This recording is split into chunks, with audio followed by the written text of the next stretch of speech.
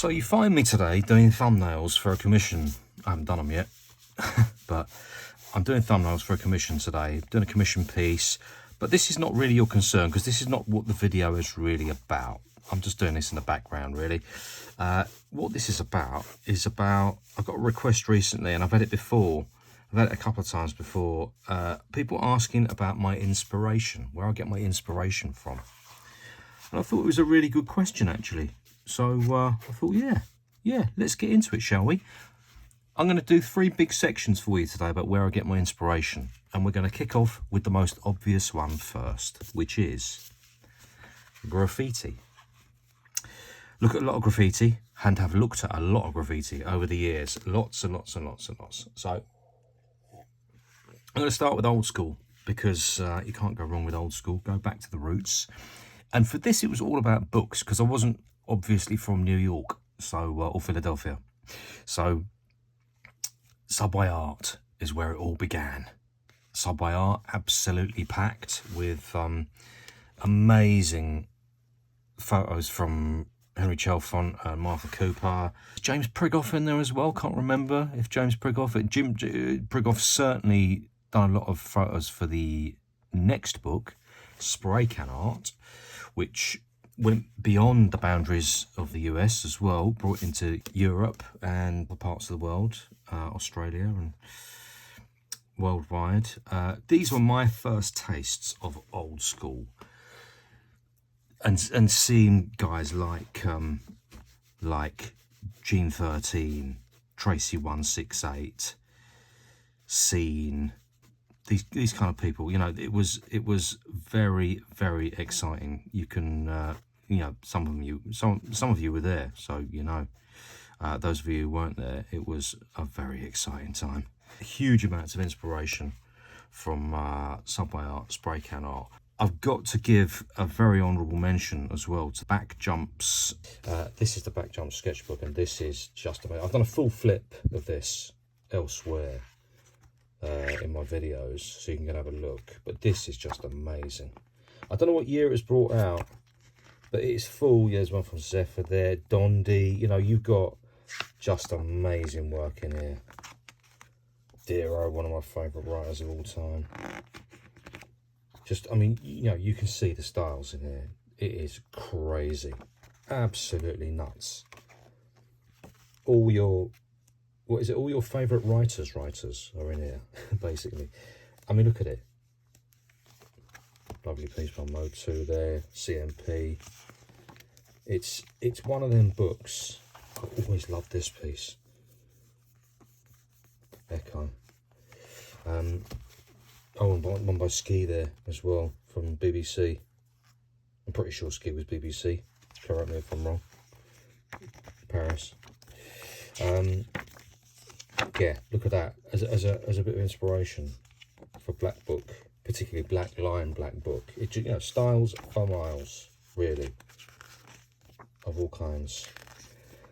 Just fantastic. This is a writer's dream book. Love a bit of Mode 2 there. So yeah, the Back Jump sketchbook. I want to talk about inspiration. I mean, just incredible. By the way, this is what thumbnails are. You know, you just you're doing sort of like, you're doing very rough kind of like ideas of what your composition might be. Yeah, anyway, next up, Graphitism. We're staying in old school still. Graphitism. Graphitism was the first UK proper magazine. Started all in black and white, went into full colour, and what it did, it introduced us to new writers from around the country,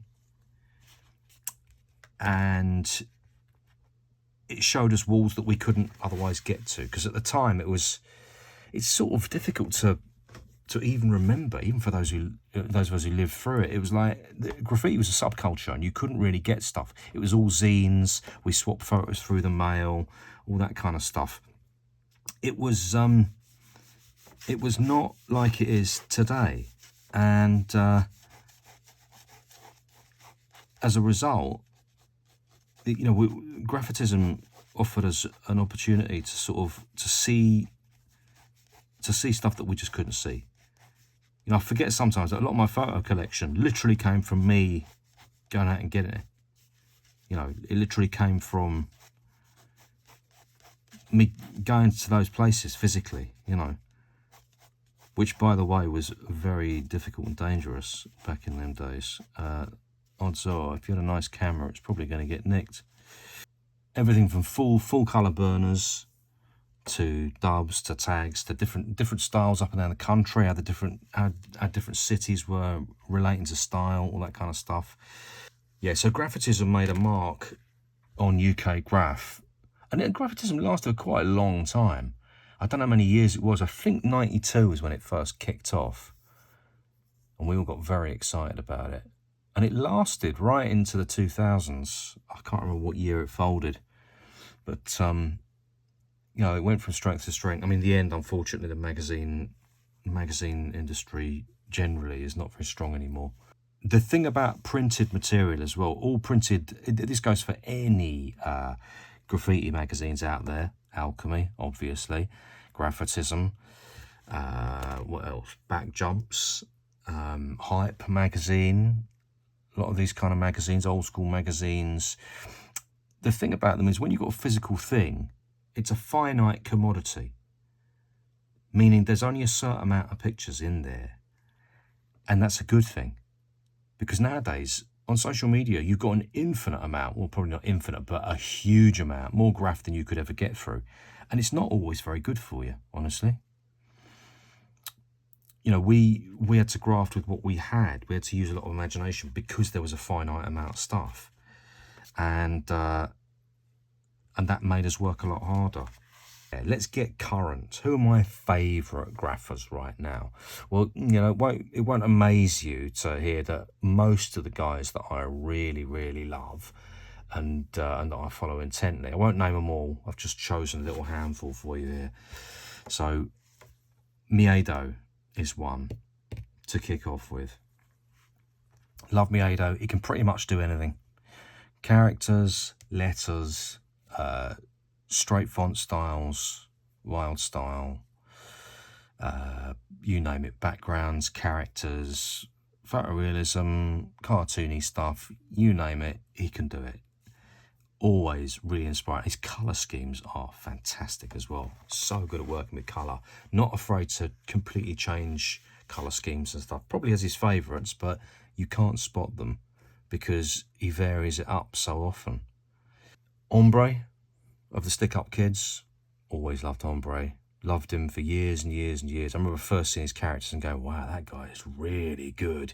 He started off very traditional hip-hop, and he's varied his palette out over the years, but his characters are always exquisitely painted, really beautifully stylish.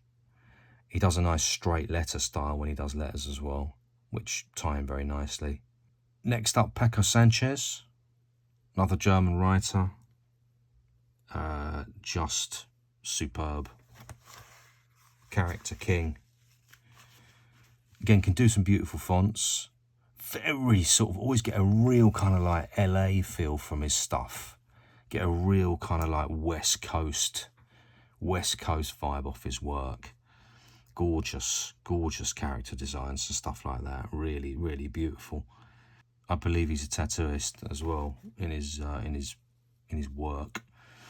So if you're not watching him, you've got to watch him. Check him out. Mr. Fuchs, German artist. This guy is, the detail on his work is just ridiculous. Absolutely ridiculous. I remember seeing a piece and just going, that can't be on a wall. He works nice and big as well, really, really big. Love the scale he works at on a standard wall, but his attention to detail, just fantastic. Really, really cool. And what attracted me, of course, he does a lot of animals, and I do anthropomorphic animals, and I'm a big fan of the anthropomorphic cat, dog, squirrel, crocodile, you name it, you know. Love that stuff. Mr. Fuchs, just great work. Next up, I want to say Seo. I don't know how this guy pronounces his name, and I don't know where he's from, actually. I've never sort of looked him up in that way. I've just seen his work a lot. And the worlds he creates, really, really good. So good. He has this blue kind of character, which is his trademark character, and that reoccurs throughout his work. And then he does, it's not photorealism, it's a sort of heightened cartoon style, but the backgrounds he uses are just amazing. Really hugely imaginative and detailed, and you feel like somebody lives in that world when you look at it. Really, really good. Really cool. Super cool. Another guy called Blase, who I believe is French. I think he's French. If I get any of these nationalities wrong, by the way, just correct me. But Blase, really, really cool. He does a lot of one-can work, from what I can tell, anyway. I don't know, no paint with him or anything like that. Don't know him personally. But he seems to do a lot of one-can work, meaning I've seen him paint on videos, and his can control is amazing. He seems to be able to use, and I know other writers who can do this as well, seems to be able to use either an outline cap or a fat cap, and he seems to be able to use it for just about any variation of line. I could be wrong on that, but he seems to be able to do it. So he can do like black line work, stuff like that, with the one can and the one cap. Not everybody can do that. That is a particular talent. Very, very impressive. So that's Blase. Last one I want to mention. In fact, you know what? I'll mention two more. Dripper, first of all. Now, Dripper is sort of, he's unique on this list because he's the only one who does exclusively letter work in graph. He's a tattooist as well, but his work on the wall is letters. But his letters are so different and varied every time. I just love his styles and the stuff the imaginative way he sort of bashes letters around and puts them together. I just absolutely love it. Love looking at his work. Whenever there's a fresh Dripper piece, I'm always a bit excited about it. Really exciting. I'm hoping he's going to be painting Southend this year and get to see his stuff. Yeah, beautiful colour schemes as well. Really cool colour schemes. Just gorgeous work. The last guy I want to mention is an absolute master, and that's Pac, who is, I believe he's Mexican living in Australia, if memory serves. He did a lovely spread in Alchemy. And again, just the thing about Pac is the way he lights things. The lighting he puts on characters, the way he can light using colour and shade and composition, just brilliant. Just absolutely brilliant. These guys are all absolutely at the top of their game. Literally like world class. Best who are doing it. Amongst the best who are doing it. There are others, of course, by the way. Jump in with your own, by all means. Drop in the comments who your favourite character artists are. Because, there are plenty more. It's just these are the guys I'm constantly looking at, because these are guys that I enjoyed the most looking at their stuff. Because I'm primarily a character artist. So, I look at that style, look at Pac's work and just marvel at how he poses his characters. All his characters look like they've got body weight, they've got attitude, they've got opinions, they've got real lives. It's so impressive, so impressive. Okay, that's Graffiti covered. There's a lot more, obviously, but I can't do a video that's 4 hours long because you won't watch it. So, number 2, second big section. Where do I get inspiration from? Comics. Comics have always been a massive thing for me all my life. First comic I ever read, other than the kids' comics of the Beano and the Dandy and all that sort of stuff you get in this country. First comic I ever read was an Incredible Hulk comic. And it was the first appearance of Rocket Raccoon. It was about 1981 or 82. And I don't have the same comic that was bought for me back then. but I do have that comic.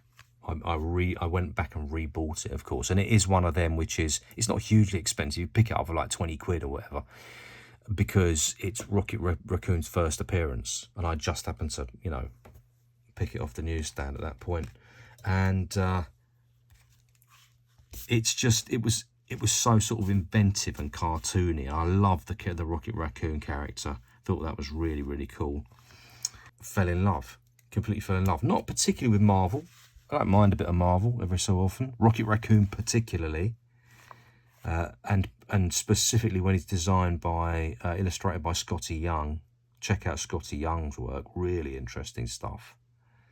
If you like cartooning, if you like character work, and that. Obviously, you've got to bear in mind as well, I'm a character artist, so I'm going to drift to this sort of stuff.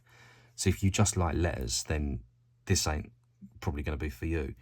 But if you enjoy the aspects of characters in graffiti and that kind of stuff, then you'll be on board with this. Tokyo Ghost, Sean Murphy. That's a recent one I absolutely loved.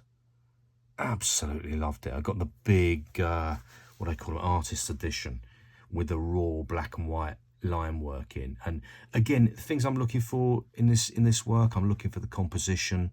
I'm looking for how he's tackling certain things using just black ink. I'm looking for like dynamic composition, how he's moving characters, how he's moving environments, what he's doing in environments to make them look more dynamic. All that kind of stuff. That's the stuff you should be looking at as an artist. This is the stuff that inspires. Early on, it's about copying stuff. That's what you do when you're first in the game. Somebody asked me the other day, is it okay to copy? I went, yeah, of course it is. Early on, you're not passing it off as your own. That's cool. Copy stuff because you'll get a feel for the materials as well. You get a good feel for what will work in that, you know, pencils and pens, all that sort of stuff. Just get a feel for it. Later on, the stuff you need to be looking, you need to dig a bit further. You need to be looking about, how does light hit this character? What's that shape? How is he or she achieving this dynamic? How can I put weight into this character? You know, that kind of stuff.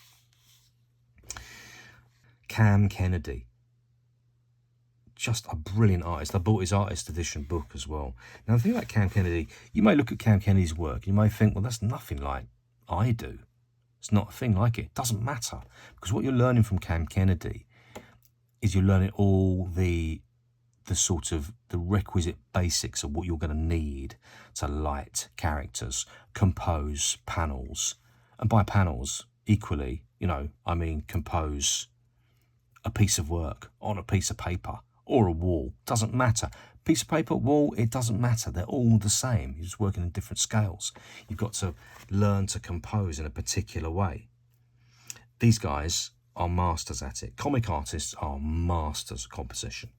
And they can draw anything and everything and light it. So you want to be looking at Cam Kennedy's work. Brian Bolland, a genius drafts person. Only works digital now, as for years. But if you know The Killing Joke, you know his work. That was a later piece of work. We all got into him in 2000 AD because he was illustrating Judge Dredd and doing amazing work on that. Draftsmanship, second to none. It's almost too perfect, Bolland. But what you do get from him is it's very exciting. It's very inspiring. You see how he instills his characters with movement. You see how he lights characters. Really, really good. Dave Gibbons, same as the above. Beautiful use of blacks in his work, black inks. Gorgeous crosshatch. His characters all feel fully fleshed out. Great compositional work. I mean, I'm saying the same things about all these guys, really. Who else? Ian Gibson. Now, Ian Gibson, he died recently, rest in peace, Ian. He was an amazing artist. He did something called Halo Jones for 2000 AD. And in the 80s, old school UK graphics really got hold of Halo Jones because Ian Gibson could illustrate women in a very particular way. And the physical dynamic posing that he used was just beautiful, really beautiful. And he had a sort of economy of line as well, Ian Gibson, and a beautiful sketchy style. His work was sublimely brilliant.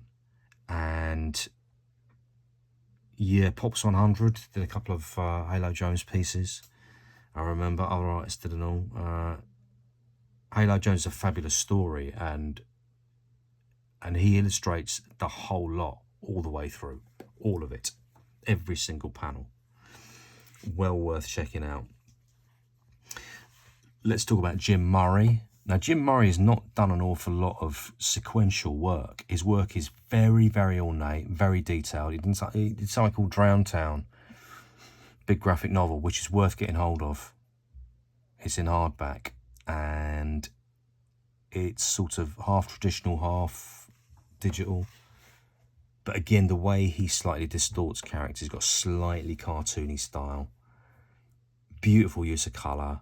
His hand-painted panels are sublimely beautiful. And again, dynamic composition. Just knows how to draw and paint really exciting stuff. So that's comics.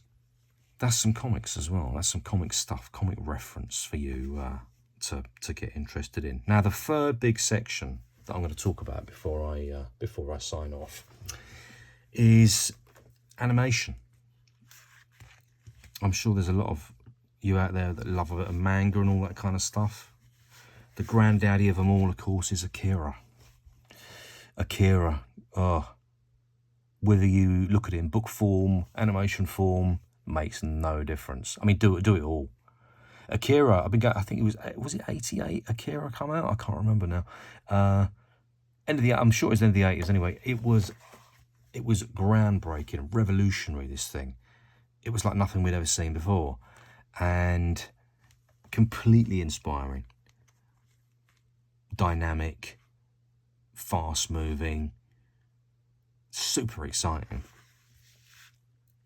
And the setting, an urban setting as well, really urban, and it felt sort of dirty and dangerous. And, you know, anybody who's grown up in a city, you know, knows what that is like. So, Akira, can't recommend it enough, really.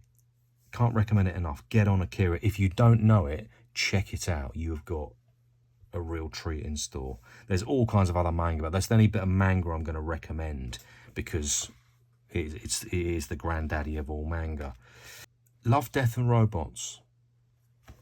What you get in Love, Death and Robots is you get a whole bunch of different styles, from super photorealism to really heightened kind of weird stylistic stuff. And I'd say as an inspiration, what you need is you need to start looking at a lot of stuff which isn't necessarily the thing that might be obvious to you. And you see stuff on Love, Death and Robots that you wouldn't necessarily choose to watch, but if you watch it, you kind of go, actually, that just gives me an idea. You're going to get ideas from that kind of stuff. Love, Death and Robots. It's had 4 seasons on Netflix. It is fantastic. Check it out. And the very last thing I'm going to endorse as an inspiration is Arcane, because I just think it kind of ticks all the boxes. It's a great bit of animation. It's a beautiful story. It's what I'd say about it is check out the luminescence and the way stuff is lit. That's what I've been taking away from it. I just look at the way that a lot of that stuff is lit, and I just kind of go, oh yeah, how could I light stuff like that myself? How can I do that?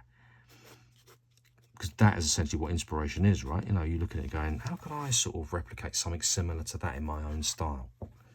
And Arcane is gorgeous, just really, really beautiful. Again, colours as well. Look at the colour palettes used in specific scenes and stuff. So good, so clever. Yeah, it gets my full endorsement. So there you go. I don't want to overdo this. That's about half an hour of me talking about inspiration and showing you stuff that does it for me. I could go on and on and on and on, but obviously I've had to choose a small subsection of stuff that inspires me. But feel free in the comments to share what inspires you. I'd love to hear it. I'm sure everybody else would as well.